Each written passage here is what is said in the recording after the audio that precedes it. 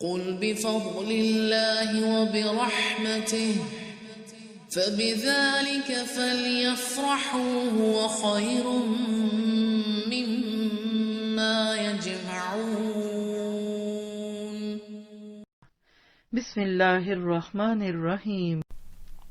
یہ وہ رسول ہیں جن میں سے ہم نے بعض کو بعض پر فضیلت دی، اور ان میں سے بعض وہ ہیں جن سے اللہ تعالیٰ نے بات چیت کی اور بعض کے درجے بلند کر دیے، اور ہم نے عیسیٰ ابن مریم کو معجزات عطا فرمائے اور روح القدس سے ان کی تائید کی۔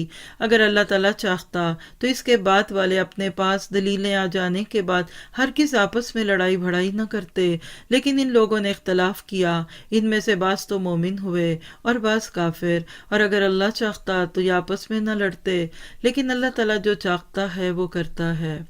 ماضی کی شخصیات کے نام پر فرقوں میں اور گروہوں میں بٹنا اور شخصیات کو پوجنا اسلام کا یہ مزاج نہیں۔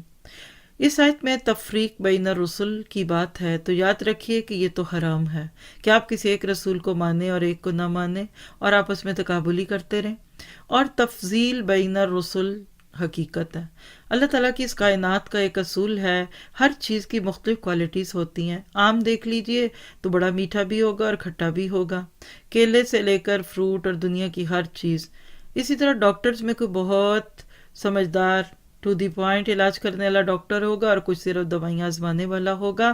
تو یہاں جو سبق ہے کہ دین کے نام پہ شخصیات کو ٹیلی نہ کرو، کون اچھا پڑھاتا ہے کون برا، کس امام نے کیا کہا کیا کیا۔ پہلے لوگ رسولوں کے نام پر جس چیز پہ جھگڑتے تھے، افسوس کی بات ہے کہ آج لوگ اسی طرح ائمہ کرام کے نام پہ جھگڑتے ہیں۔ اللہ تعالیٰ آپ کو مجھے وسعت قلبی بھی دے۔